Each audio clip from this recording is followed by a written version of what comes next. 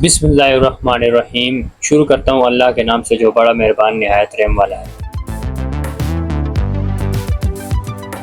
अस्सलाम वालेकुम फ्रेंड्स, कैसे हैं आप सब फ्रेंड्स। उम्मीद करता हूँ कि आप सब खैरियत से होंगे। फ्रेंड्स, आप देख रहे हैं इन्फो पीक और मैं हूँ अहमद अली आराई। प्यारे दोस्तों, आज मैं आपको बताऊंगा कि हमें बैटरी बैकअप कम क्यों देती है, इसकी क्या वजूहत होती हैं, और इसके साथ ही मैं आपको 1.2 किलोवाट के इन्वर्टर की सेटिंग के बारे में बताऊंगा जो कि सिंगल बैटरी पर की जाती है। और इसके साथ ये भी बताऊंगा कि हमारे मीटर पर जो न्यूट्रल की लाइट ब्लिंक करती है उसकी क्या वजूहत होती है, जिससे हमारा मीटर भी चलता रहता है और हमारा बिल भी उससे ज्यादा आता है। मीटर पर न्यूट्रल वाली लाइट का जो सॉल्यूशन है इसकी कंप्लीट डिटेल वाली वीडियो में बना चुका हूं और मैं इसका लिंक भी डिस्क्रिप्शन में देता हूं। आप मेरी ये वीडियो वॉच कर लिएगा, क्योंकि मुझे काफी दोस्तों ने कमेंट करके मुझसे ये क्वेश्चन किए हैं कि हमारे मीटर पर जो न्यूट्रल की लाइट है वो ब्लिंक करती है। मेरी इस वीडियो को वॉच करके आप अपने इस मसले को इस तरीके से सोल्व कर सकते हैं। तो आपसे गुजारिश आती है फ्रेंड्स कि आप वीडियो को एंड तक लाजमी देखिएगा और चैनल को सब्सक्राइब और लाइक कर दें और साथ ही बेल आइकन के बटन को प्रेस कर दें, और अगर वीडियो अच्छी लगे तो उसे लाजमी शेयर कीजिएगा।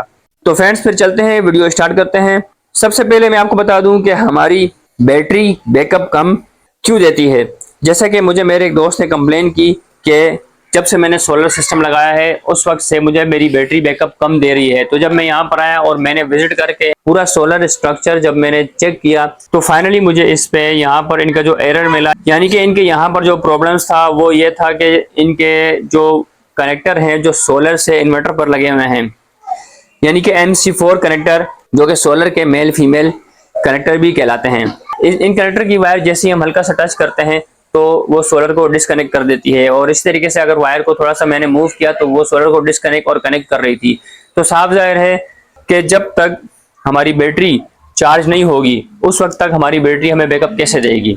तो इनका जो सोलर है वो बार बार डिस्कनेक्ट हो रहा था, जिसकी वजह से इनकी बैटरी प्रॉपर तरीके से चार्ज नहीं हो पा रही थी और इनको बैकअप भी नहीं दे पा रही थी। तो मैंने जैसे इनका एक कनेक्टर निकाला तो निकाल कर मैंने चेक किया तो वो बिल्कुल लूज हुआ था कनेक्टर, और मैंने निकाला तो वो फौरन निकल गया। तो मैंने कनेक्टर चेंज किए, चेंज करने के बाद मैंने इसको बिल्कुल इसी तरीके से फिक्स कर दिया ताकि इनके लिए दोबारा मसला ना हो और इनका सोलर प्रॉपर तरीके से बैटरी को चार्ज कर सके। तो फ्रेंड्स, ये कुछ छोटी छोटी वजूहत होती हैं जिसको हम नजरअंदाज कर देते हैं, जो कि सोलर इंस्टॉलर कुछ गलतियां कर जाते हैं।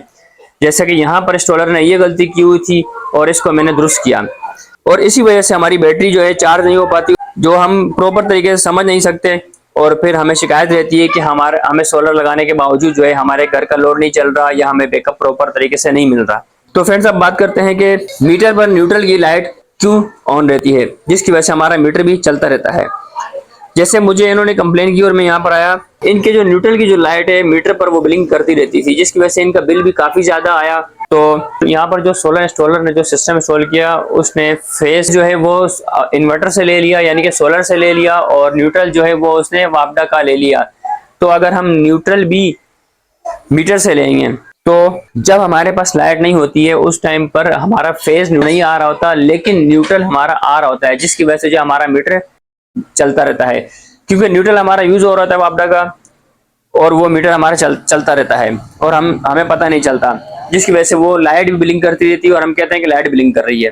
तो असल वजह यही होती है कि जब भी हम सोलर सिस्टम इंस्टॉल करते हैं तो हमें न्यूट्रल और फेज दोनों जो कि सोलर से ही आउटपुट लेना होते हैं, ना कि हम फेज आउटपुट ले लें और न्यूट्रल जो है हम बिजली का ले लें। इस तरीके से नहीं होता, मीटर से हमें न्यूट्रल नहीं लेना होता। तो फ्रेंड्स, इससे रिलेटिव मैं अपनी कंप्लीट वीडियो बना चुका हूँ, आप वॉच कर सकते हैं और अपने इस प्रॉब्लम को सोल्व कर सकते हैं। तो फ्रेंड्स, अब बात करते हैं इन्वर्टर की सेटिंग की कि इनके पास 1.2 किलोवाट का इन्वर्टर है इन्वेक्स का, और इनके पास 2 सोलर प्लेट्स लगी हुई हैं और एक बैटरी है। तो इस पर इन्वर्टर की सेटिंग किस तरीके से की जाएगी। तो फ्रेंड्स, यहाँ पर जब मैंने इनकी सेटिंग चेक की तो इनकी सेटिंग फर्स्ट नंबर पर मैंने SOL पर रखी, यानी कि दिन को सोलर चलता रहेगा और रात के टाइम पे इनका जो है वापडा से कंटिन्यू हो जाएगा, क्योंकि इनके पास सोलर प्लेट्स कम हैं, क्योंकि इनका लोड काफी ज्यादा है और इनके पास सोलर प्लेटें भी कम हैं, 2 हैं, और बैटरी भी 1 है, इसलिए इनको शाम के टाइम पे लाइट लाजमी चाहिए। तो दिन को इनका सोलर जो है चलता रहेगा और शाम को यानी कि मगरिब के बाद जितनी देर तक बैटरी इनको बैकअप देगी उसके बाद फिर इनका लोड ट्रांसफर हो जाएगा वापडा पर और बैटरी भी वापडा से चार्ज होती रहेगी, और फिर जब लाइट चली जाएगी, लोड शेडिंग का टाइम होगा, उस टाइम पर इनको बैटरी बैकअप देगी।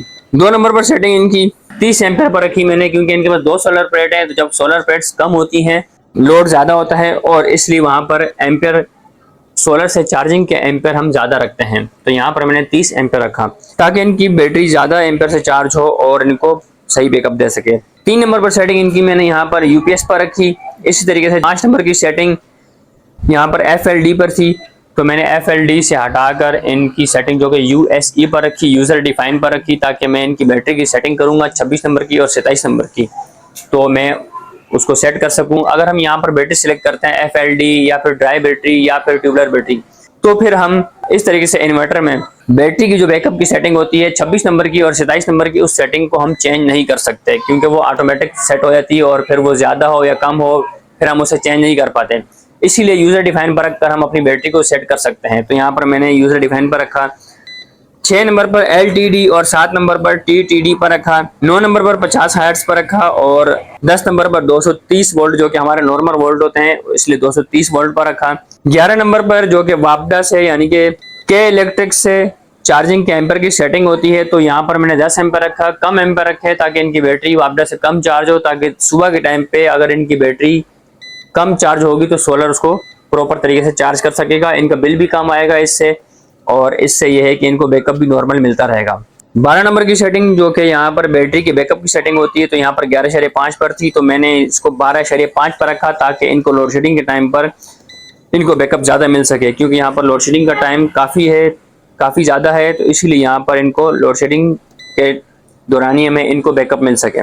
13 नंबर पर जो कि कट ऑफ की सेटिंग होती है कि सुबह के टाइम पे हमने कितनी देर में अपने सोलर को ऑन करवाना है, यानी कि वापडा कट ऑफ हो जाए और सोलर जल्दी ऑन हो जाए। तो यहाँ पर 13.0 पर रखा कि बैटरी जैसे ही 13.0 पर पहुंचेगी इनकी, तो सोलर कंटिन्यू हो जाएगा और वापडा इनकी कट ऑफ हो जाएगी।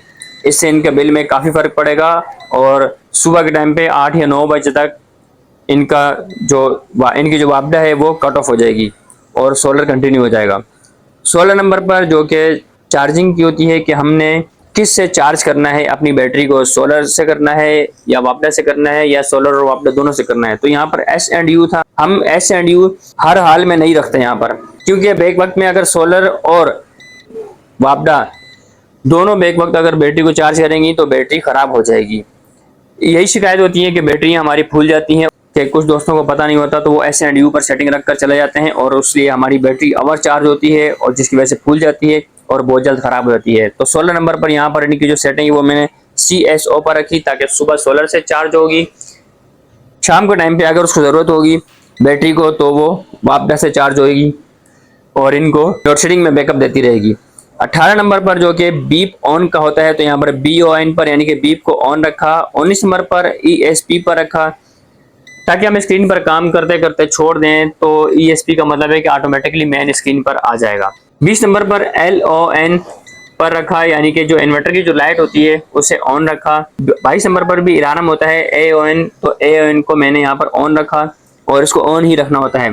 23 नंबर पर बाईपास डिसेबल और बाईपास इनेबल, यानी कि बाईपास डिसेबल था तो मैंने उसे बाईपास को इनेबल रख दिया ताकि अगर हम हैवी लोड चलाते हैं तो वो फौरन बाईपास को यहाँ से बाईपास कर दिया। अगर हम डिसेबल रखेंगे तो वो बाईपास नहीं कर पाएगा, हम बाईपास को इनेबल रखते हैं ताकि वो बाईपास कर वापडा पर चला जाए। अगर बिजली आ रही होती है तो वो उस पर कनेक्ट हो जाए, ताकि इससे हमारा इन्वर्टर जो है जलने से बच सकता है। तो बाईपास को यहाँ पर इनेबल रखा।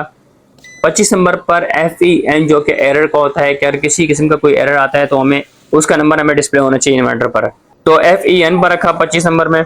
26 नंबर में जो कि बैटरी के वोल्टेज की सेटिंग होती है, तो 14.6 थी तो यहाँ पर मैंने 14.8 पर रखी ताकि थोड़े से ज़्यादा वोल्ट से अगर बैटरी चार्ज होगी, क्योंकि सोलर प्लेटें भी कम हैं तो इसलिए थोड़ा सा ज़्यादा अगर इसको वोल्ट मिलेंगे और सही चार्ज हो सकेगी और इनको बैकअप भी मिल सकेगा। 26 नंबर की सेटिंग और 27 नंबर की सेटिंग जो कि बल्क सेटिंग और फ्लोटिंग सेटिंग कहलाती है, तो 27 नंबर की सेटिंग यहाँ पर 13.5 पर रखी ताकि इनकी बैटरी अगर 50% डिस्चार्ज होती है तो कम वोल्ट से जो है चार्ज हो। 29 नंबर पर जो कि कट ऑफ होता है बैटरी का कि हमने बैटरी को कितने % यूज़ करना है और हमारी बैटरी बिल्कुल ही कट ऑफ कर जाए, यानी कि बिल्कुल हमारे घर का लोड बंद कर दे। तो यहाँ पर 10.5 पर रखा कि 10.5 से नीचे रखते हैं, इसको 10.0 पर रख सकते हैं, लेकिन ये इन्वेक्स के इन्वर्टर है, इन्वेक्स के इन्वर्टर में 10.0 पर नहीं आती सेटिंग, 10.5 से नीचे सेटिंग आती ही नहीं है। तो 10.5 पर मैंने इनकी सेटिंग रखी। जैसी बैटरी 10.5 पर पहुंचेगी तो इनका घर का सारा लोड बंद हो जाएगा। 30 नंबर पर EDS और 31 पर 14/6 और 33 पर 60 और 34 पर 120 और 35 पर 30D, इस तरीके से 36 पर ADS। तो फ्रेंड्स 30, 31, 33, 34, 35, 36 ये सेटिंग्स जो कि बैटरी के इक्वलाइजर की सेटिंग्स होती हैं और ये बाय डिफॉल्ट ही होती हैं, हमने इनको ऐसे ही रहने देना है, हमने इनको नहीं छेड़ना होता। तो फ्रेंड्स ये थी इनके इन्वर्टर की सेटिंग्स जो कि मैंने आपको बताई, और मैं आपको ये भी दिखा सकता हूँ कि आप देख सकते हैं कि जैसे कि इनकी बैटरी जो चार्ज नहीं हो रही थी, जब इनके इन्वर्टर की सेटिंग की मैं, तो इनकी बैटरी फुल चार्ज हो गई, और उम्मीद है कि इनको जो है बैकअप भी अच्छा दे सकेगी। तो फ्रेंड्स यहाँ पर इस वीडियो में जो कि मैंने आपको बताया कि बैटरी जो है इनको बैकअप नहीं दे रही थी, तो आप भी इस तरीके से जो है ना सॉल्व कर सकते हैं अपने घर के प्रॉब्लम को। आपने चेक करना है सोलर से आने वाली कनेक्टिविटी का, उसके कनेक्टर का, ब्रेकर का या बैटरी के ब्रेकर का, कोई भी इशू हो सकता है, आपने चेक करना है और उसको इस तरीके से खुद सॉल्व कर सकते हैं आप। तो प्यारे दोस्तों, उम्मीद करता हूं कि आपको मेरी ये वीडियो अच्छी लगी होगी। इंशाल्लाह फिर किसी अच्छी वीडियो के साथ मैं आपकी खिदमत में हाजिर होऊंगा। आप मेरी इस वीडियो को लाजमी शेयर कीजिएगा ताकि दूसरों तक पहुंच सके और किसी न किसी को इससे फायदा हो सके। इंशाल्लाह फिर किसी अच्छी वीडियो में मुलाकात करेंगे। जब तक के लिए आपसे इजाजत चाहता हूँ। अल्लाह हाफिज।